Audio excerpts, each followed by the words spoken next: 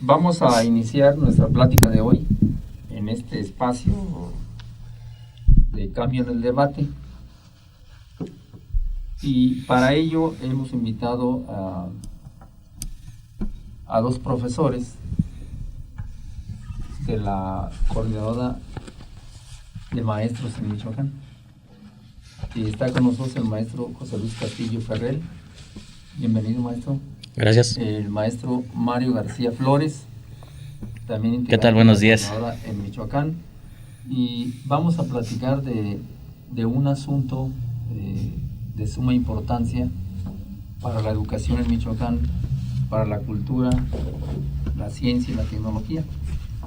Y se refiere al Congreso Estatal Popular de Educación y Cultura, CEPEC.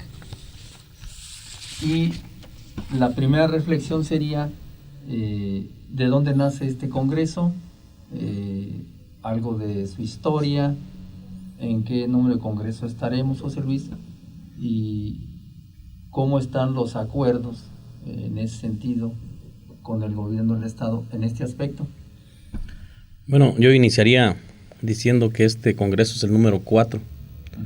Y contrariamente a la crítica que se hace por alguna pequeña parte de la sociedad acerca de los maestros, quisiera decir que nuestro proyecto político sindical, que es el órgano que nos rige, trae una tarea principal. Son 6 tareas. La tercera tarea se refiere precisamente al proyecto educativo. Esta tarea precisamente tiene que ver con nosotros reflexionar sobre lo que hacemos en las escuelas. Y esto ya tenemos muchos años, más de 2 décadas, trabajando el aspecto educativo. No únicamente nos dedicamos a lo que mucha gente acusa de los paros o de únicamente ser grilla. Nosotros tenemos fundamentos pedagógicos. El problema es que no podemos hacerlos realidad en nuestras escuelas y buscamos instancias. Una instancia que nosotros hemos propiciado en Michoacán es precisamente el Congreso Estatal Popular de Educación y Cultura, y que vamos a realizar el día 17, 18 y 19 de abril en la Unidad Deportiva Bicentenario de aquí de Morelia, Michoacán, al cual de entrada todos están invitados a que sean partícipes. Este congreso tiene el objetivo precisamente de reflexionar y discutir sobre el aspecto educativo, y más aún ahora en el contexto que actualmente estamos viviendo, que se habla de una reforma educativa. La reforma educativa se habla en los medios de comunicación muy superficialmente, tiene un trasfondo político, y nosotros en este congreso tenemos que discutir cuál es ese trasfondo y hacia dónde nos lleva.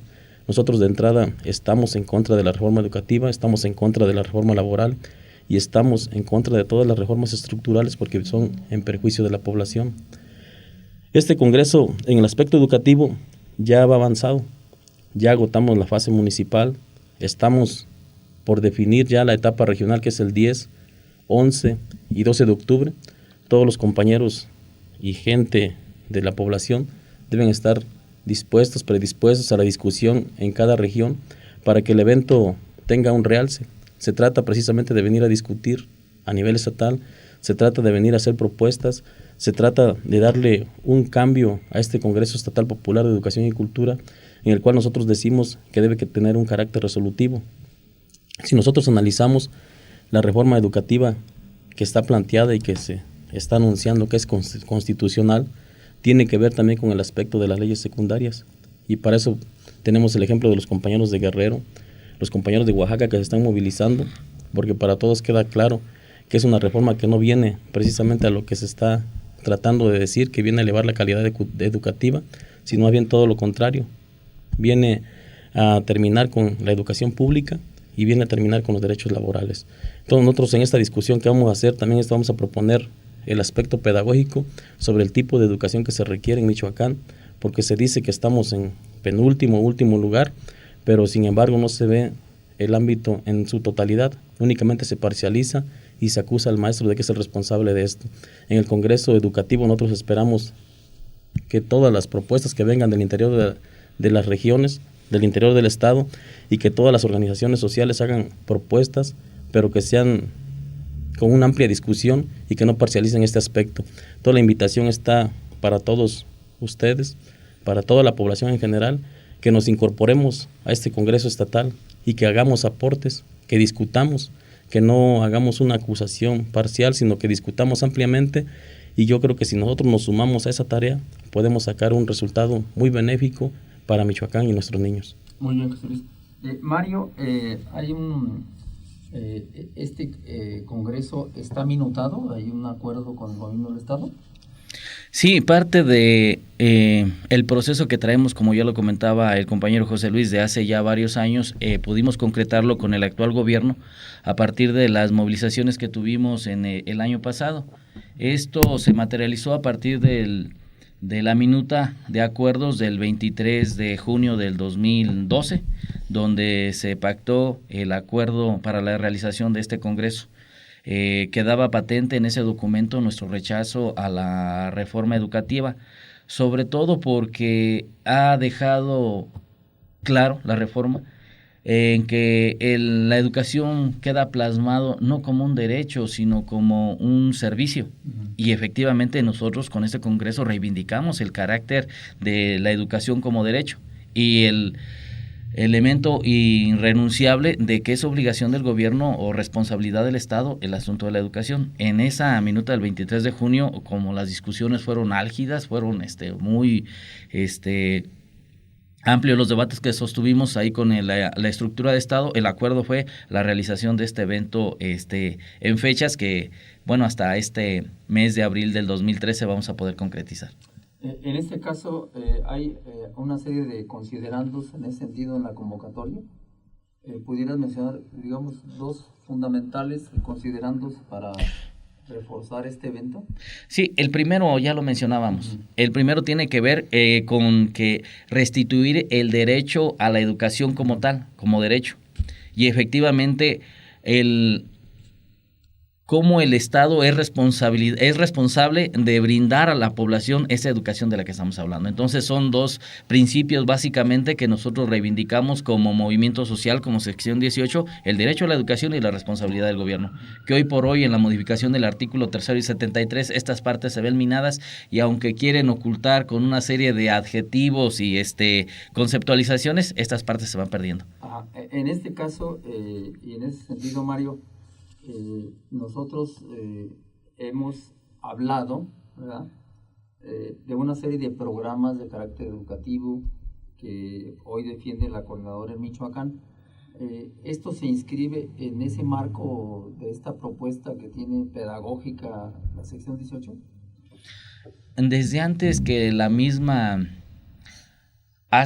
se llevara a cabo, nosotros tenemos una serie de planteamientos y de programas. Entre ellos hablamos de los programas socioeducativos que tiene que ver con el apoyo a los estudiantes en lo que se refiere a útiles escolares, que si bien hoy el gobierno se ha reivindicado ese logro del movimiento, es un servicio que un derecho más bien dicho que los alumnos han adquirido a partir de esta parte.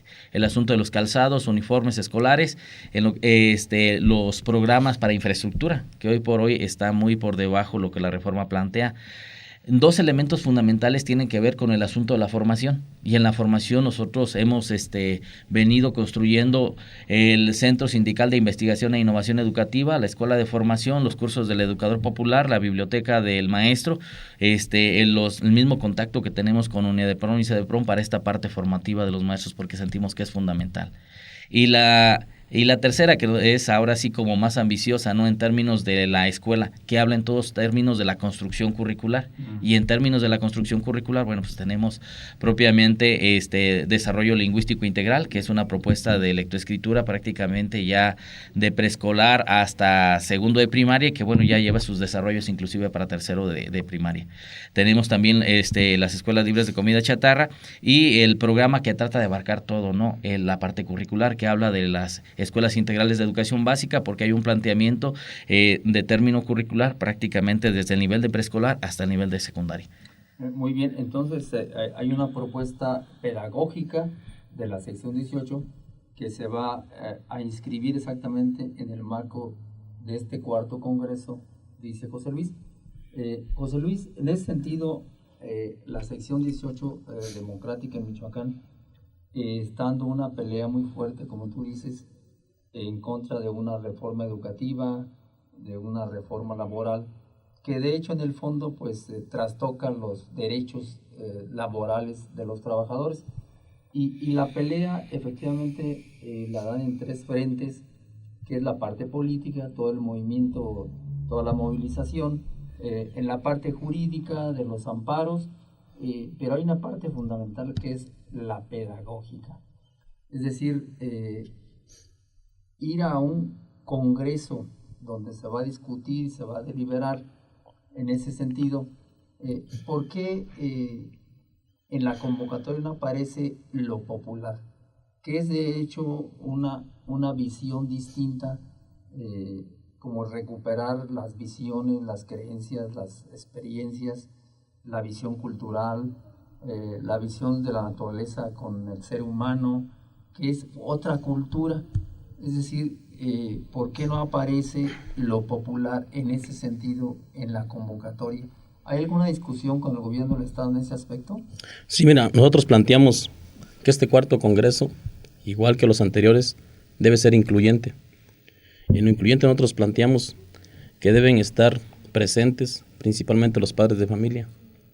En el evento municipal que hemos realizado en las regiones, en los municipios, nos damos cuenta que los padres de familia tienen también puntos de vista acerca de lo que es la educación.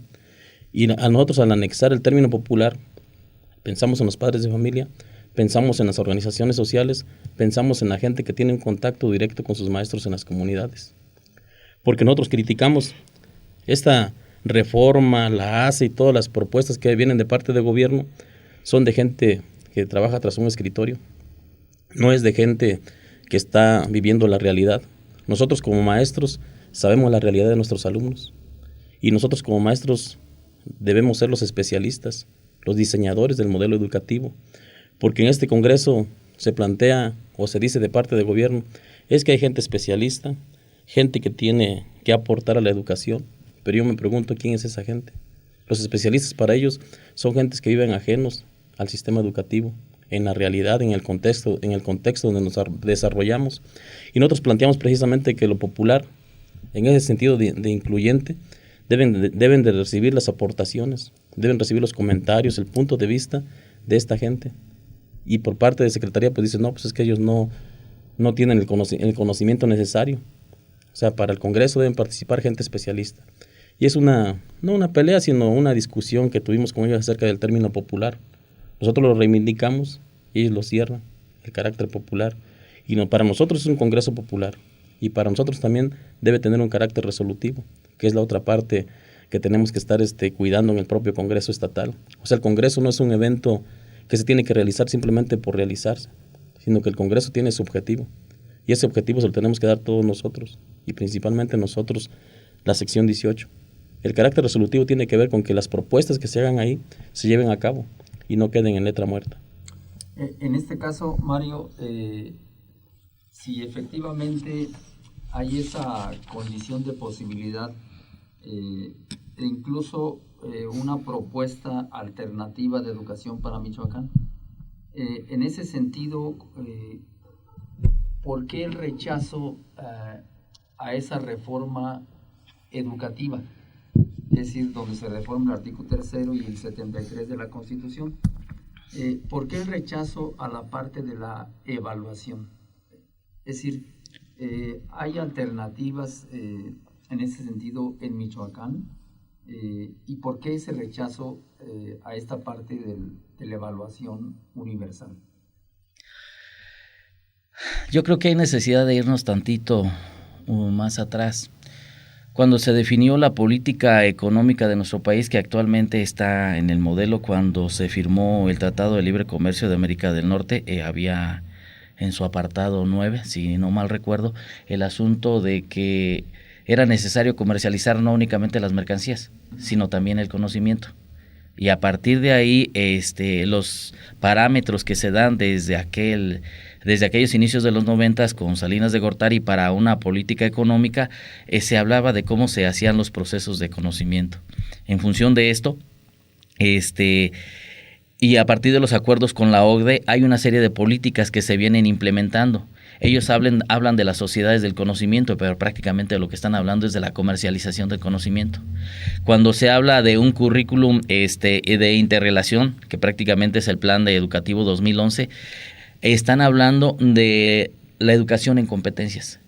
Un lenguaje que, aunque ellos quieran negar, está plenamente ligado a los procesos de comercialización que en nuestro país se hicieron prácticamente desde inicios de los 90 y que esta reforma educativa planteada por la ACE y que termina con la modificación del artículo 3 y 73 va precisamente a evaluar esos conocimientos, pero en términos de la comercialización. Hay un interés del conocimiento por parte de las grandes empresas que ellos dicen, si no es medible, no puede ser evaluado. Y entonces el conocimiento humano y el proceso educativo es mucho más amplio que una prueba de opción múltiple. El conocimiento de la sociedad y de las muchas generaciones que han pasado por esta sociedad tiene que ver con conocimientos muy amplios. Entonces nosotros decimos, el conocimiento se está reduciendo, se está yendo a la parte muy mínima que únicamente ayuda para dar continuidad al sistema económico. Nosotros estamos en desacuerdo con los procesos de evaluación de esta manera porque no evalúa el proceso completo. Nosotros tenemos una propuesta de evaluación en términos de que deben de participar en la evaluación quienes diseñan los planes y programas. Cuando hablamos que tenemos una propuesta educativa es porque son planes y programas contextualizados, trabajados por la gente de la comunidad, por los alumnos, por los diferentes actores. No estamos en contra de que se evalúe el proceso educativo, estamos en contra de las pruebas estandarizadas. Muy bien, vamos a hacer un corte, vamos a escuchar algo de música que pidió José Luis. ¿De quién, José Luis? Mercedes Sosa. Mercedes Sosa, escucharemos en este momento. ¿Empezamos todos por ahí? Uh-huh. Vamos a continuar nuestra charla de hoy y preguntarle a José Luis, en ese sentido, decía Mario pues que en cuanto a la evaluación y por qué se rechaza y da razones bien fundamentadas, y aparte que es una evaluación estandarizada, es decir, ¿cómo puede ser algo estandarizado donde existe una serie de desigualdades, culturales, de ingresos, de pobreza, etcétera? Y entonces sí lleva la intencionalidad de incluso cumplir, como decía Mario, acuerdos con la OCDE, ¿verdad? En el sentido de que si tú no das el rendimiento como profesor, pues entonces vas a quedar fuera de la jugada. Y en ese sentido hay la preocupación del maestro por perder su empleo, perder su plaza. Y en ese sentido, si hay una propuesta concreta de maestros, incluso si recordamos las normales, parece que por ahí había un acuerdo de cómo evaluar de manera regional la parte del proceso educativo, la parte del proceso de enseñanza-aprendizaje. ¿Hay en ese sentido un acuerdo? ¿Hay una aportación? Sí, claro que sí. De hecho, bueno, primero quisiera comentar que nosotros no estamos en contra de la evaluación. Estamos en contra de los fines de la evaluación. Y hace poco salió un reportaje de quien es parte del diseño de la evaluación de la OCDE. Y él menciona que las preguntas que vienen en esta evaluación, el 80% evalúa nada más la condición económico-social de los alumnos. Y ahí tenemos nosotros el ejemplo de que entonces esa evaluación estandarizada no se puede aplicar porque tenemos diferentes contextos en cada comunidad. Nosotros decimos que la evaluación debe ser constante y formativa. Y sin embargo ellos, la evaluación que pretenden aplicar, en esa únicamente les interesa la cuantificación, el número. Y sin embargo el proceso evaluativo en donde se tiene que evaluar todo el modelo, no hace mucho caso a eso. Por ejemplo, en esa evaluación tenemos que ver el programa de cada materia, si es acorde con la realidad que estamos viviendo, o el alumno se le hace pues muy desinteresante porque dice, bueno, ¿yo por qué voy a la escuela si me están enseñando? Pues simplemente no se aplica en lo que yo estoy viviendo. Y nosotros precisamente estamos trabajando esa parte, y precisamente lo acabamos de vivir con las escuelas normales. Todos recordamos el problema que vivieron las escuelas normales en el mes de octubre, y que fue un acontecimiento internacional por la forma en que se le quiso dar solución al problema. Ahí todavía es un problema que no está del todo terminado. Los normalistas lo que querían es precisamente revisar la currícula educativa, una currícula educativa acorde a nuestro país, acorde a nuestro estado de Michoacán, acorde a la región propia de nuestro estado. Y en ese modelo educativo abarcamos todo, desde el diseño de programas educativos, y en ese diseño de programas educativos también incluimos la evaluación. En evaluación nosotros decimos, se debe evaluar todo el proceso educativo, y se deben evaluar las habilidades y destrezas de nuestros educandos. No únicamente la prueba estandarizada en la cual te dicen no eres apto, o si eres apto, tú estás apto para seguir el próximo nivel, porque eso no, para la calidad humana, no es aplicable. En este caso, Mario, no habrá por parte del gobierno federal un error en el sentido del diagnóstico, de pensar que el culpable, ¿verdad?, es el profesor, es el maestro, quien de alguna manera va, como que instalan ahí la crisis del sistema educativo.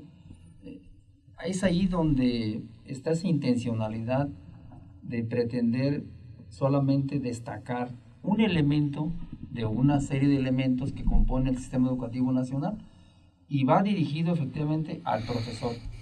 No está también la idea de que al evaluar al profesor, entonces uno pensaría cómo quedan los egresados de las normales, que son parte del sistema educativo y que de alguna manera hoy día también hay la intencionalidad de quitar exactamente las plazas automáticas de las normales. Y la idea más grave todavía, de que el mismo Chuy Fed, secretario de Educación, incluso maneja la idea de desaparecer a las escuelas normales.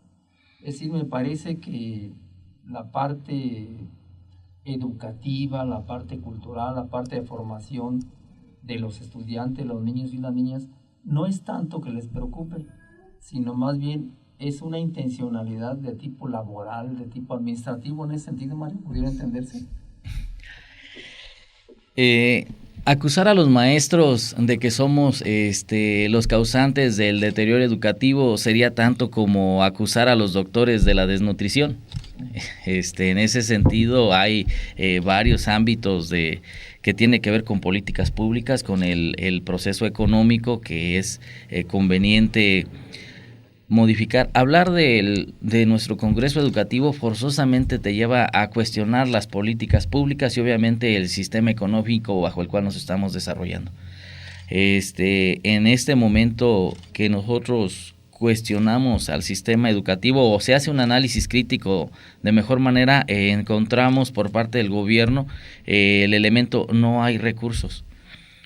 Pero refiriéndonos al ámbito estatal, que luego es con la autoridad que nos toca a discutir, si no hubiera recursos públicos simplemente diríamos, entonces no hay dinero para pagar los salarios de los secretarios de gobierno. Cuando no se les pague a los secretarios de gobierno y al mismo gobernador, entonces estaremos creyendo que no hay recursos públicos. Lo que estamos viviendo hoy es el resultado de una serie de políticas preestablecidas. Algo que suena curioso antes de la firma de la Alianza por la Calidad de la Educación, de la ACE, cómo a partir de lo que fue... 15 de mayo de 2008. Sí. Está el documento que sacó en el cuarto congreso la señora Gordillo, junto con el evento de padres de familia. Cosa curiosa, todas las iniciativas que había venido planteando la OCDE dan como resultado de este evento de padres de familia que realizó la señora.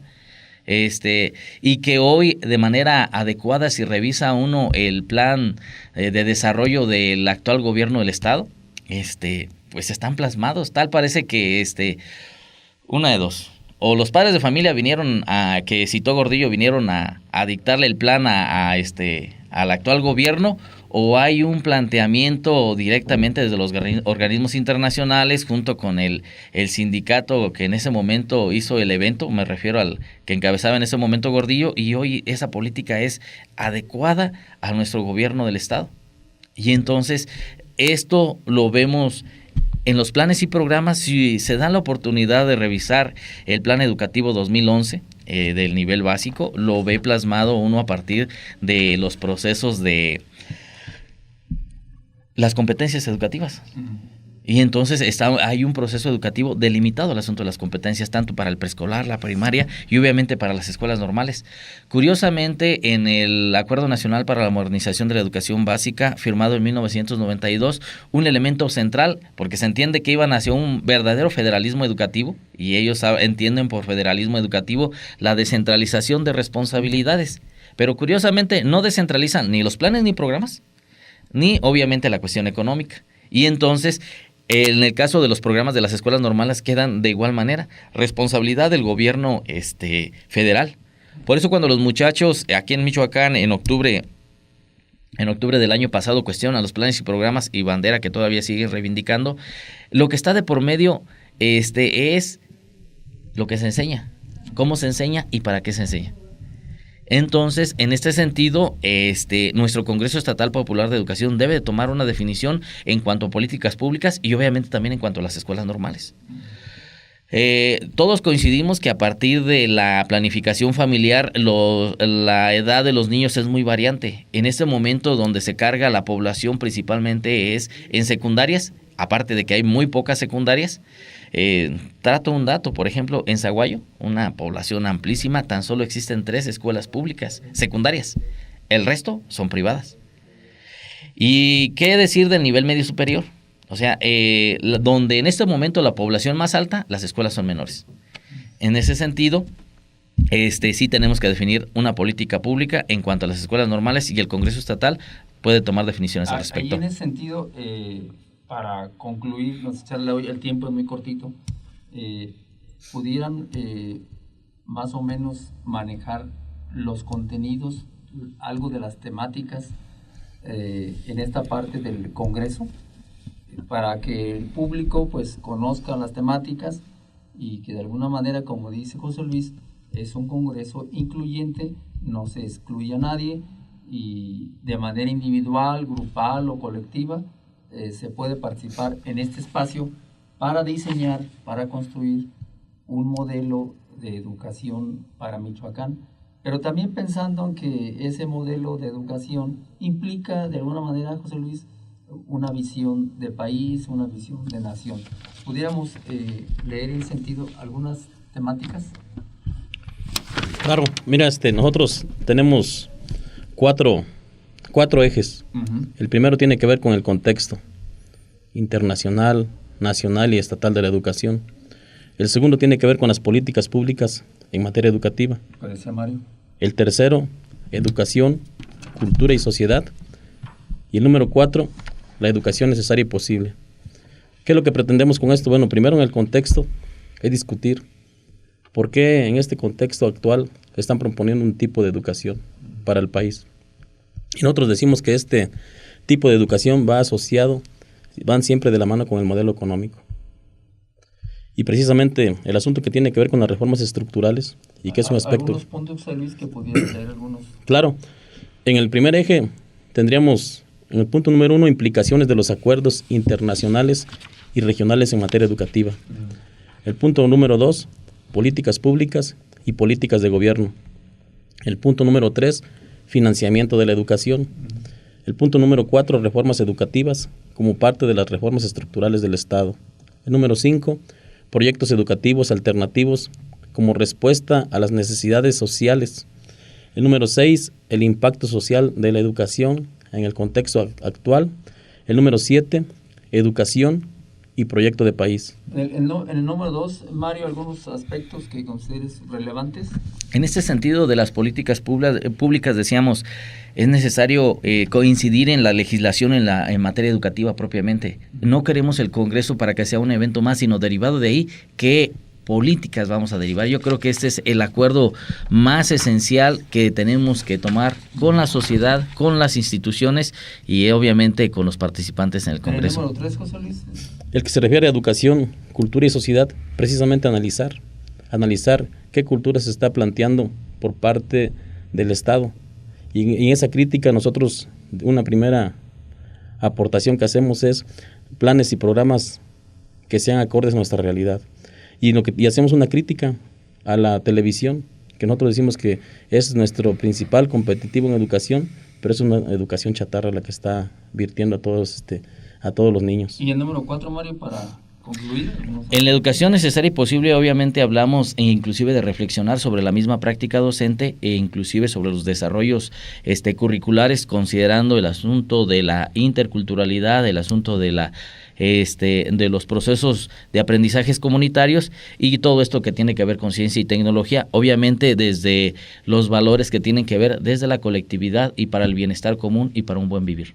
En este caso, podemos concluir, José Luis, con alguna reflexión así general sobre el Congreso, y tú también, Mario, para concluir en este espacio. Sí, yo creo que la reflexión general y central que debemos nosotros anticipar a esto es que nos aprestemos todos a la discusión. Es muy necesario, en el contexto que estamos viviendo, que hagamos un aporte.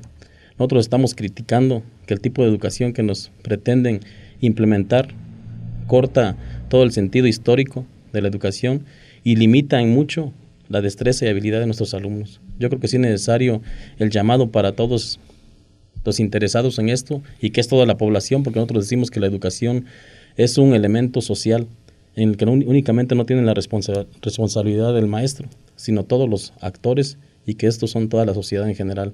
Les hacemos la invitación a que se sumen a esto, a que las críticas se hagan en los espacios respectivos y que nosotros desde Congreso le damos una oportunidad a todos nosotros de discusión por el bien de Michoacán. Mario, para concluir. Lo pudiéramos hacer en 2 frases: que el Congreso Estatal Popular de Educación y Cultura sea un espacio de análisis, discusión colectiva, y el segundo, que sea un actor político, entendido el Congreso como un actor político en el que participamos todos los interesados en defender la educación pública gratuita y obviamente el derecho a la educación para esa sociedad que urge seguir construyendo, porque la forma de vida que hoy tenemos no es la más adecuada.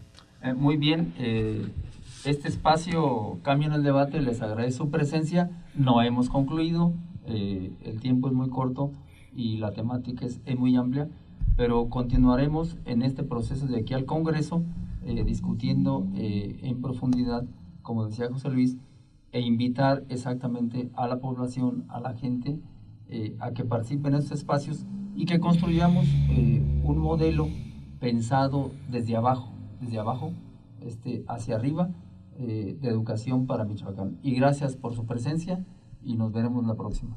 Muchas gracias. Gracias por el espacio.